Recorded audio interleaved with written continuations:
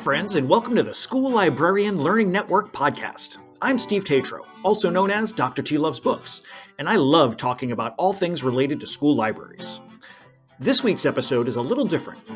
A few years ago, I was lucky enough to host Season 2 of School Library Connection's One Lesson at a Time podcast.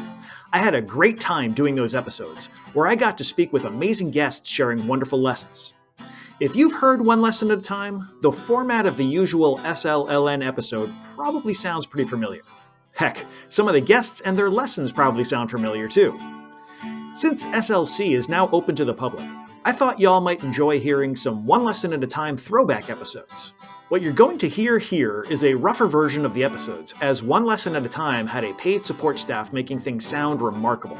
But the guests and their lessons are remarkable on their own. I hope you enjoy this throwback episode as much as I enjoyed recording it. As always, the opinions and ideas shared in this podcast by myself and my guests are our own and do not reflect those of our school districts. And because school librarians always strive to be good digital citizens, I cite sources when using material that is not my own. Without further ado, let's get to this week's episode. Hey everybody, we're back, and I am excited that I get to talk to LaDawna Harrington today. She's got such a cool lesson. She had so many cool lessons, but this is a really amazing one. I'm really glad that she's going to get to share it with us. So, LaDawna, why don't you introduce yourself? Hi, I'm LaDawna Harrington, and I'm a recently retired high school librarian from Milburn Township. And just a little bit about my work history, it includes middle school. So, and also a corporate librarian, and I worked a couple years at different universities, one in Indianapolis and Ohio University. And I've been a lecturer, part-time lecturer at Rutgers University in their library program. So that's a little bit about me. That's awesome. Wow. I want to say you really get around, but I don't know if that's quite the appropriate phrasing there. But so I was going to ask you, how did you end up going through that winding path and ending up in a high school? So while I was studying to become a classroom teacher, my campus job was working in the university library.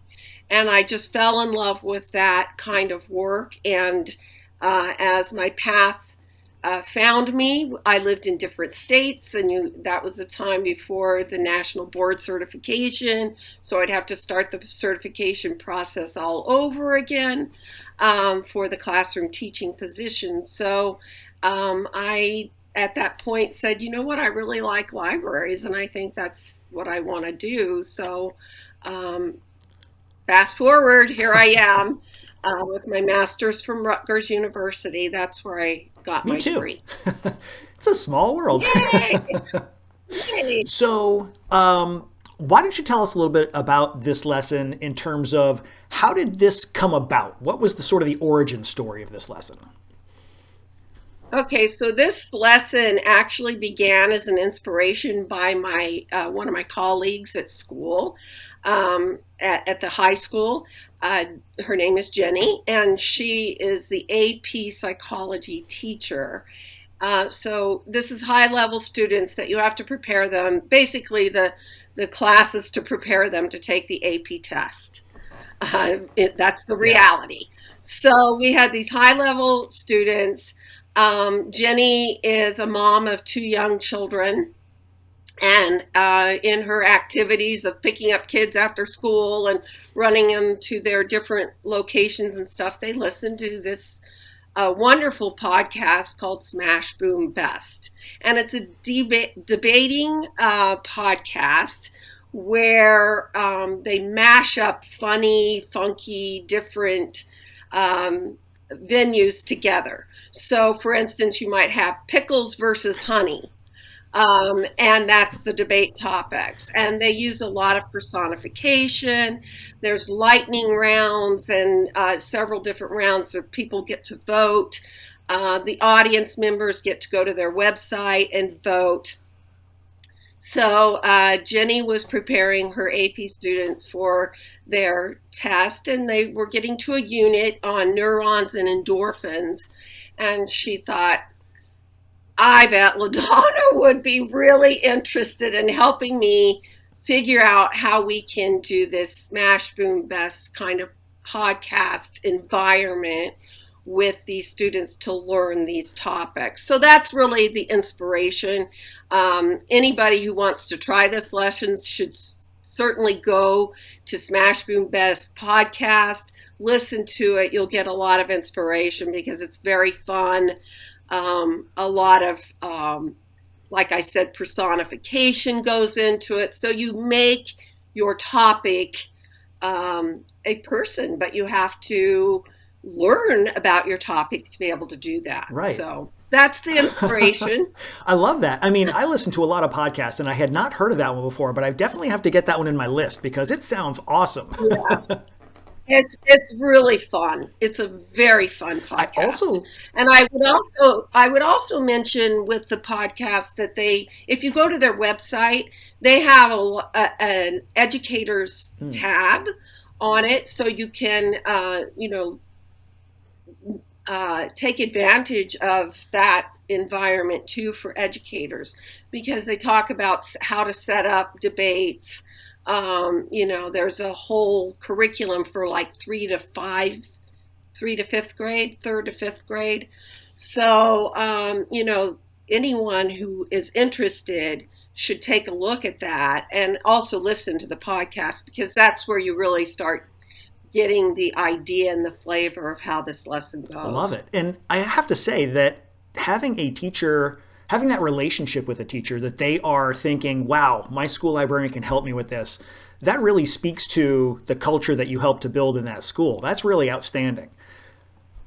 Yeah, I loved. I actually got a text message from Jenny like at 10 o'clock the night she got the inspiration, and at 8 o'clock the next morning we were implementing the project in the library. So it really was a quick, let's do this, and it worked, and it was wonderful. So. That's awesome. I love it. So why don't you walk us through some of the specifics? What would you say is maybe the primary objective that students are trying to achieve in this lesson? Okay, so for our objectives, and of course, if you're adapting this lesson for any other topics, certainly you would look at your topics and your grade levels and things like that to adjust and adapt. But for our specific one, what we needed was for our students to be able to not only know the different types of the neurotransmitters, but also about the effects of drugs on those neurotransmitters, including antagonists and the reuptake of mechanisms. So it's like high-level thinking. So that was one particular objective, that we needed to get the kids to learn these things. We also needed them to know what serotonin is, dopamine, all these different inhibitors. And this was in preparation for their AP test. They just have to have that knowledge. We also wanted, of course, for them to use research strategies. Right. And these students had been in with me before and learned a lot of the base background way of doing research. I used a research model that I have adapted from my original research model, which I call Be Observant, and the ANT at the end is you have to analyze, you have to navigate, and you have to think. And all of those run in cycles. Right. So we were implementing that research model as well as trying to get them to use authoritative resources. We also wanted them to collaborate during their research and their presentation, and we wanted them to think critically as they applied their research in a creative environment. So that's a lot of different moving pieces there, which I really like. A lot of different pieces, and I would also mention that this lesson came right on the heels of the pandemic. So we were just returning back to the classroom environment. Excuse me. Let me get a drink of water here. So we were just returning to a face-to-face environment. The kids had been away from each other for months. People were desperate for Yeah. face-to-face and to enjoy, to laugh Yeah. again, you know. So I would say that this was just like the perfect lesson to bring kids back in and enjoy each Yeah. other. And while they're learning at the same time, and they didn't even realize they were Well, those are the learning. best So lessons. that was the joy of Yeah, it. when you can get that opportunity to get the kids to have fun while also engaging and learning. I mean, that's the gold Exactly. standard right there. And I love that Exactly. you're looking at something that is so serious and so high level, but you found a way to. I mean, you said the podcast is sort of aimed at like third to fifth grade-ish. Sort of sounds like, but you're able to take it and use it in a fun way with these older kids. Which, I mean, clearly this is a lesson that's going to be able to be adapted up and down for grade levels and subject areas too. Actually, I would like to make a little correction on that. The podcast is great for any age. I mean, adults will love this podcast. The curriculum materials that are on their website is focused on 3 to 5. Gotcha. But anybody will love this I mean, it sounds podcast. great. So, yeah, yeah, it's wonderful. And you learn so many different things. Like I said, pickles versus honey, or, jello versus cornstarch, or, just different kinds of elements. So, anyway, I just wanted to make that little No, I distinction there. appreciate that. So, okay, we've got our objectives laid out. Is this a lesson? Is this like whole class instruction that then breaks into groups? It sort of sounds like, or how does it proceed? Okay, so I also am a big proponent of guided inquiry Mm, design. Um, uh, if you know the work of Dr. Leslie Maniotis, she is the developer and creator of guided inquiry design. And I use a lot of those strategies while teaching. So, in order to do that, it goes into steps. And I'm not going to get into the full blown, please look at Leslie's websites, and she's got several publications out that you can take a look. But lessons begin with an opening. And so we began the lesson with letting the students listen to the podcast. And you can do that a variety of ways. You can do it as a whole class, or you could do it as a homework assignment. We wanted them to be familiar with that format. So then from there, we moved into pairs. We teamed the students up into pairs. But we do have full classroom participation because each of the rounds that you're doing, so you'll have pairs of students that give their declaration of greatness. That's the first round. And so they have to introduce their particular, whether it's serotonin or some other entity, they have to do that introduction and do a declaration of greatness. Why are they so great? And then there's rebuttals. So another pair that's teamed up against this pair will do their rebuttal.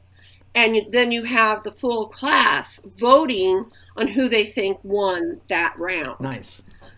So it's not just individual work, it's not just pairing work, it's a little bit of combination of everything, where we're getting full class participation as well as, individual pairing up of That's work. outstanding. So I hope that explains it well Oh, enough. absolutely. No, that's great. So it sounds like the students are they given the topic that they're going to research, or do they get to sort of pick from a pool? Well, we designed it so that we had them randomly. We had specific entities that the kids have to Right. learn. They have to learn this. So we had the particular items that they would just basically draw out of a Gotcha. hat. Okay. And so then one pair would be serotonin, and one pair would be dopamine, and then we would decide who's going up against each other in the the Right. rounds of competition. Were there multiple groups working on the same topics but in different rounds? Like, were there multiple dopamine versus serotonin groups, or did they kind of all get their own individual topics? I'm just curious. Everybody got their individual, but that also again could be based on the size of your classroom, the number of pairs, what topics you're trying to get them to Yeah. learn. So you would have to adjust that for your own Yeah. environment. I mean, So it sounds like it would make a lot more sense if they had separate topics, but I could also see it being kind of interesting if there were like head-to-head competitions between different I, groups on the same topics to see what kind of differences they can kind of pull out of stuff. true, that would be very interesting A too. lot of Yeah, possibilities. That, definitely. again, I love this lesson. Yeah, There's so many things you can do. we designed the lesson so that after they picked their topics, the pairs picked their topics, then of course they had to have time to do the research on their Hmm. topics. So I used LibGuides in my practice, and so I threw together stuff the night before onto the LibGuide so that the students would be accessing authoritative resources as well as our print materials and things that we had available in the library. And so that was all set before they came in. But again, we went over the research strategies. Um, on my LibGuide, I would also include, in a lot of cases, good websites that they might access, but as well as our databases and different things like that.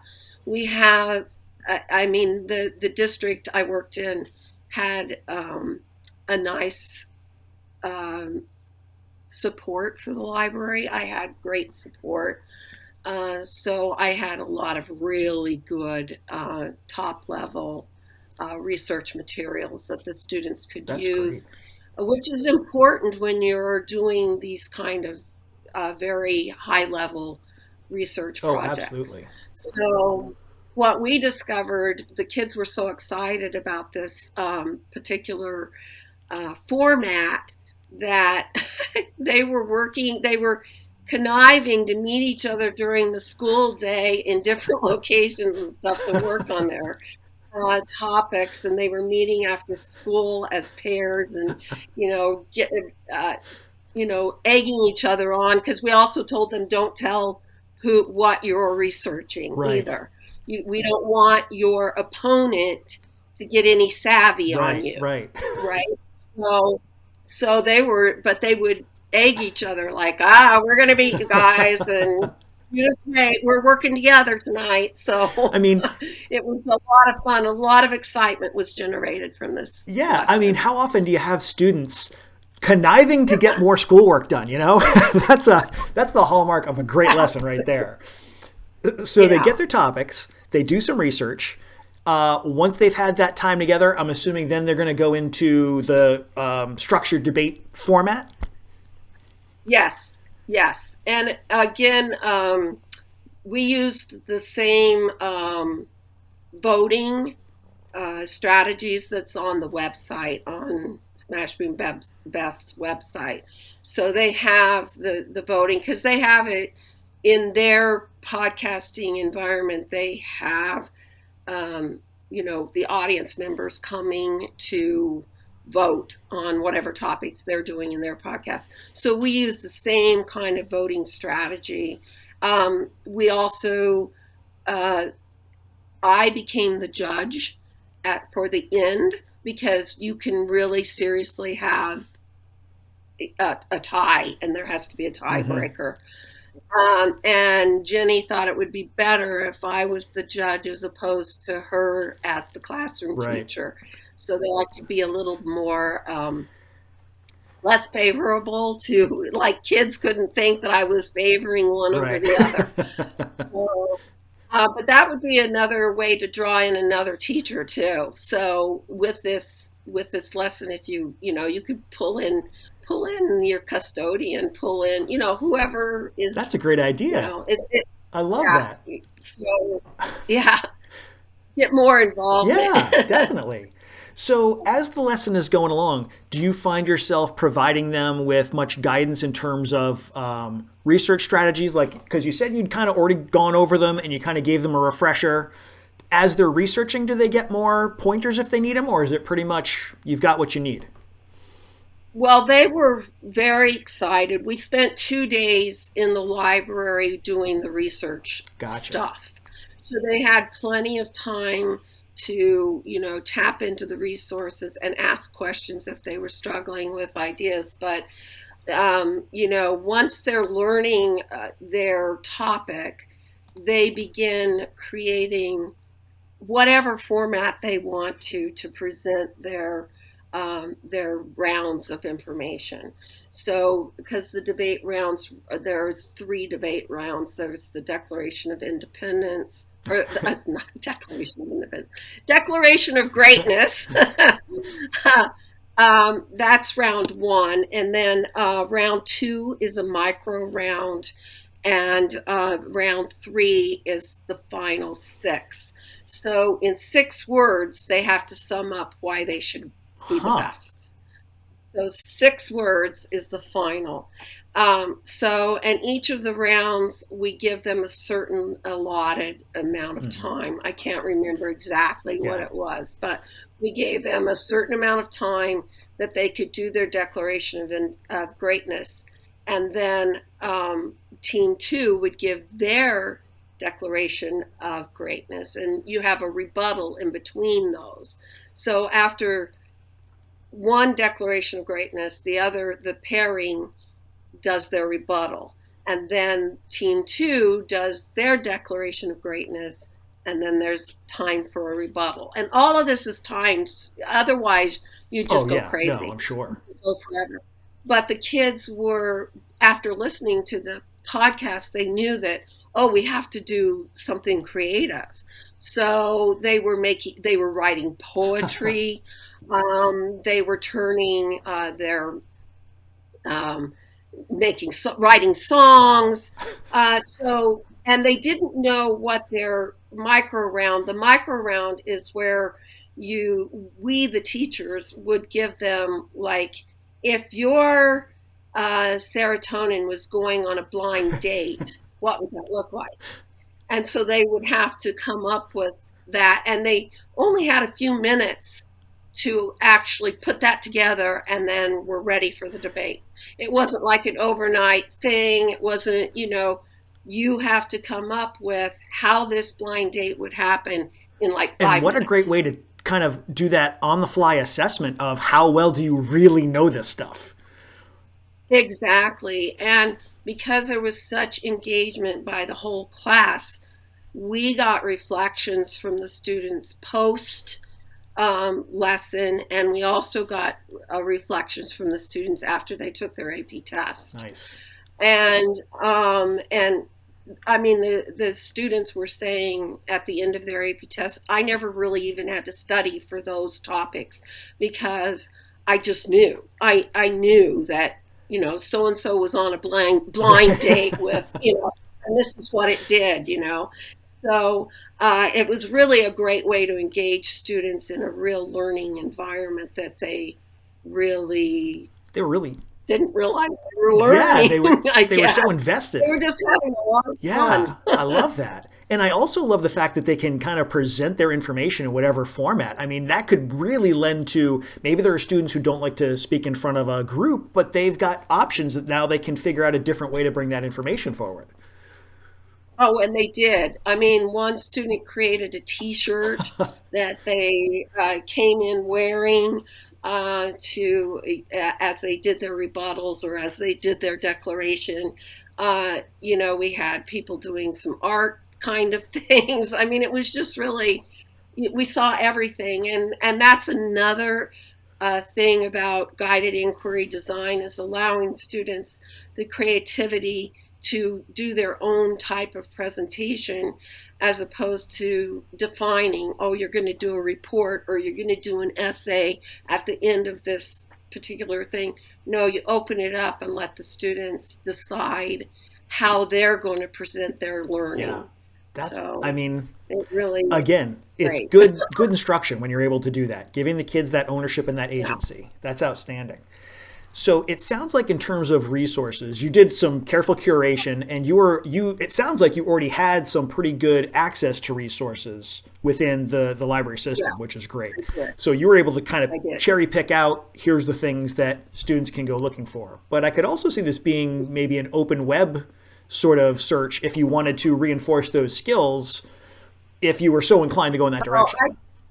You could extend this lesson for a lot longer. You could spend time on teaching the research method, getting students using a high level or whatever resources you have available for them, and then teaching them research strategies, how to go about finding things on the open web, and and spend time doing that. And then move into how do we put together a debate. You could even have, people writing down their debate topics before they actually got up to present them. So there's a lot of ways that this could be really extended. We didn't do that because we had a unit that we needed to get taught, and also it was students that had already, they're basically seniors, and either juniors or seniors, and they're coming in, they've already had my instruction several times in different formats and things. So we were really at a point where we could dive in and really run with the lesson in a very short amount of time. Now, this is an amazing lesson. It is absolutely blowing my mind how great it works. How many times did you get to actually do this lesson? Was it just the one time, or were you able to come back to it? Well, I just recently retired. Congratulations. So, thank you. So it was once. This was like my swan song into retirement. But I do know, Jenny, the classroom teacher, and I presented this lesson at the New Jersey Association of School Librarians annual conference that was just this past December. And she's already got my replacement person. They've already done it once. Now they're ready to do it again in the spring for the spring semester. That's a nice little legacy to leave behind. Yeah, it's great. So, and also if you want to know more about the lesson, it is also published in the School Library Connection journal, magazine. So you can take a look there for the whole layout too, if you Perfect. need it. That's great. So it sounds like there's a lot of ability to sort of adjust or differentiate the lesson for the students that are involved in the lesson. You were working with very higher end, older students, but it sounds like you could really do a lot of fine tuning with if you had students with particular needs or students that had particular focus or interests. You could really tailor this to them. Oh, I absolutely. You could break apart, like I said, you could break apart the research and really spend, as much time as the classroom teacher will give you on working through research strategies. I know that if classroom teachers get it, that the collaboration with the librarian will make their jobs easier, then that's the ticket to getting more access to students. And I've been very fortunate with my teachers and the situations that I've been in, both in middle school and high school, that I guess there was a level of trust or a level of enthusiasm. One of my favorite things is creative lesson planning. I love doing that. And so I think once you can get your foot in the door with that first lesson, And if you're, you know, give a lot of license to creativity, because in my first book that I wrote, I talk about how problems are solved through play. And you can see that in the kindergarten Mm. classroom. You can see it with kids on the playground. You're building a bridge with blocks. That's a Yeah. problem. How do you solve the problem? How do you make it work? And it's fun. You're enjoying it and you're solving problems. So that's always been sort of my, I guess, backbone to everything I've done in my library classroom. Is I really want to bring play and creativity in so that the problems don't seem like Right. problems. It's just something you're excited about finding out Oh, I about. love So, that. Now, so yes, you can break this down, is what I'm saying. I guess that was a long-winded way of saying that, yeah, break it down, use it for, what level of students I do. I worked very, very closely with my ELL mm, teacher, which English language learners, and we did full year units, and we would break down the level of research to, you know, but our end product was not really about the right. research. It was about learning how to speak Right. English, and so, but we were able to embed that. And I like that terminology of being an embedded Yeah. librarian, that you're just embedded in their Yeah. work, in the class teacher's work. I love So it. This is usually a point where I ask what kind of feedback you got from students and staff, but you've already told us that the kids were like over the moon about how well they were able to take in the information. And clearly your teachers love it too, because even though you have moved on, your teacher collaborator is still working on this lesson and has sort of, I'll say, indoctrinated your your replacement with this lesson. So clearly this is something that went over real big. I have to tell you that one of our students, his last name, and it's eluding my brain right now, but it was very close. Oh no, his first name was Ron, and he became known as Sir Ron Tonin the whole rest of the year, because they loved it so much. And he had done serotonin, but he was serotonin.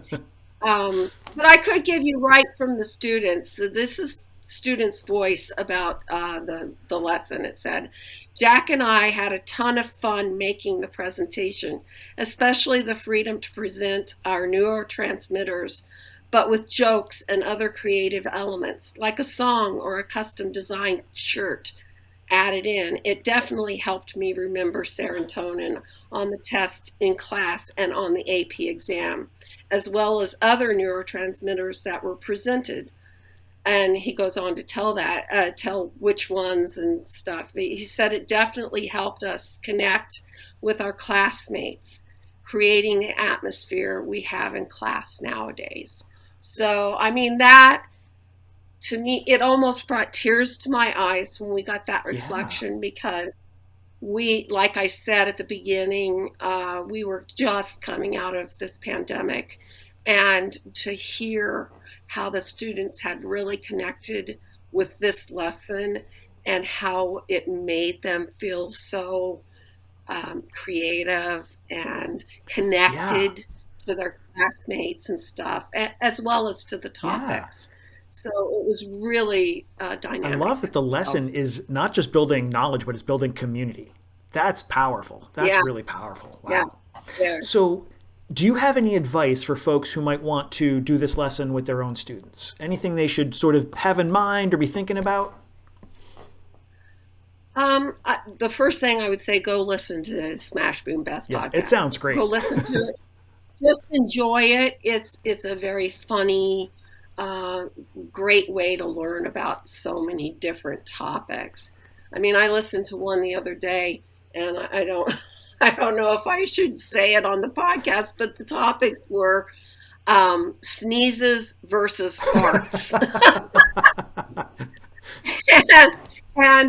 But you learn all about why biologically why you're sneezing and the other part, and they had to bring about their declaration of greatness and all that kind of stuff. But in the process, they're introducing this very scientific information that you're learning about, but in such a fun way. And they usually on the podcast, they also have celebrities come on and be the personification of whoever it is. But so that would be my first suggestion to anybody wanting to try this lesson. Go to Smash Boom Best first, listen to it, see all the options that you would have on the different types of topics that you want to bring in to work with.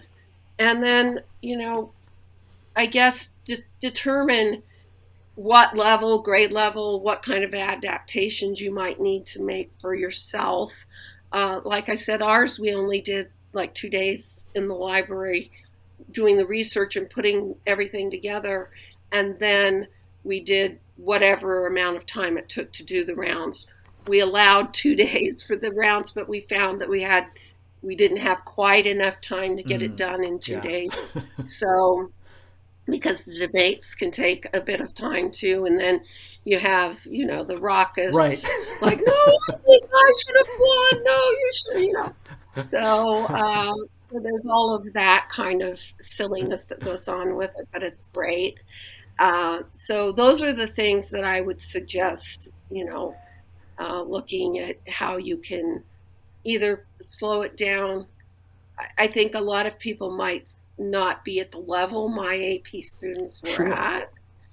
So you would want to take more time. And I think it could be worked in a history classroom. It could be worked in a science classroom. Oh, absolutely. It could be worked in your English classroom if you're working on a certain novel that you're going through, and you could pit characters against each other. So there's all kinds of ways that you could adapt this and make it work for your classroom. Absolutely. I'm seeing the same thing in my head. I'm just seeing every class, everybody's just doing this lesson because it's so adaptable and useful. It's great. Man, so thank you so much for coming to share this with us, because I know people are going to want to run with this. I know I want to run with this. I'm ready to jump into it. So how can listeners connect with you in the future if they want to catch up with where you're at?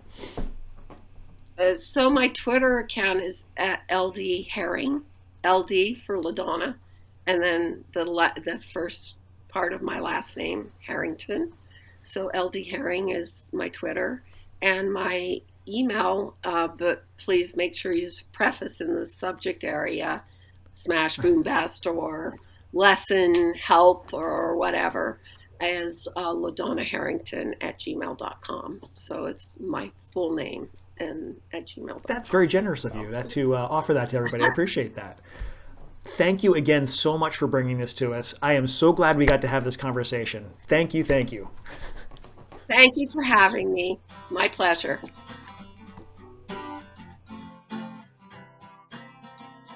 Thanks for joining us for this episode of the SLLN podcast. Be sure to check out the show notes for the episode. They feature links to the resources shared by our guest, as well as ways to keep in touch with them and links to the book break recommendations. And stop by the SLLN website, home to a curated list of free upcoming virtual events and resources for school librarians. It's easy to become a member of the School Librarian Learning Network. Just visit the site and use what you like. If you have a comment, an idea, a question, or something you want to share, you can email schoolliblearning@gmail.com. That's schoolliblearning@gmail.com. Know a school librarian with something others could learn from? Let us know. Until next time, be good, be safe, and be well.